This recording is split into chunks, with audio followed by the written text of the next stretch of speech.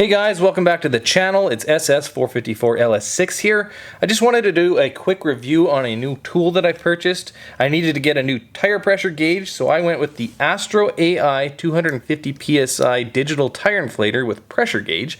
I picked it up off Amazon for 40 bucks Canadian. Links are in the description. And I just wanted to show you a quick overview on how it performs. So the box it came in is this guy right here. Inside the box it came with these accessories. You have your Teflon tape right here, which would be for the connector that goes to your air hose into the gauge itself.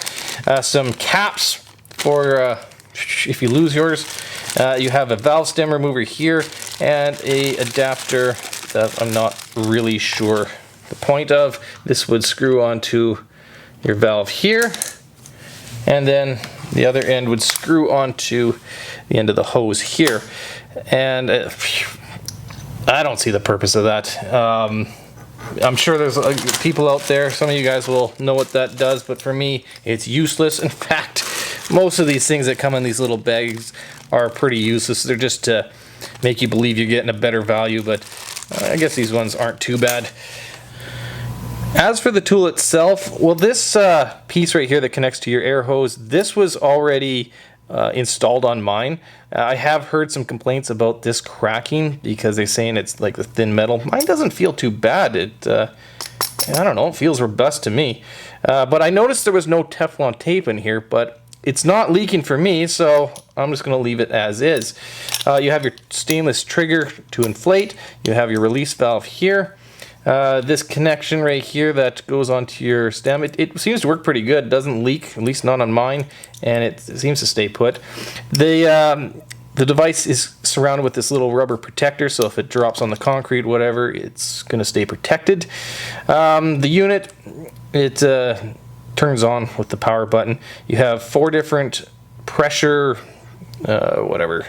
versions. PSI, bar. Let me turn this light off because I don't think you can see that. So bar, kPa, and kilograms per centimeter squared. I don't know who uses that. And then back to PSI. You can turn this off by hitting or holding the power, and it will turn off like so. It will also automatically turn off, I think, after about 20 seconds of not being used, so you don't have to worry about the batteries too much. Speaking of batteries, on the back, so you got your little door in the back. It takes 2 AAA batteries. I think mine are probably already running out because they were already installed as well, so, but not a big deal to me. As for using it, I have found that sometimes this will automatically turn on as soon as you put pressure into it. Let's see if it does. Not in this case, but that's okay. So we'll turn that on, and then again I will turn off the light so you can see what we got. So it's saying 27.4 psi. So obviously this is not connected to any kind of air hose, and you can still read it. So it means you can take the gauge with you, like to the racetrack. So if you wanted to deflate your tires, you can use your trigger here, or you can use this right here, which deflates it out the bottom, which makes it go a little quicker. So it's a nice, easy way to deflate your tires and still, see your pressure. So if I want to go to 26, ta-da, done. Now I did compare with this little cheap tire pressure gauge that, might be a dollar store one, and I have found that this one shows a smidge over 28, so maybe close to 29, so it might be about 1 psi difference. That's not to say that the Astro version is wrong. I mean, there's a higher chance that this is going to be wrong than the Astro, but I do recommend you always compare with at least another one to kind of see where you got. And if you can check with more than one, you're even better off. So I will be finding some other pressure gauges around to compare it to. Obviously, I don't own any, otherwise what was the point of buying this one?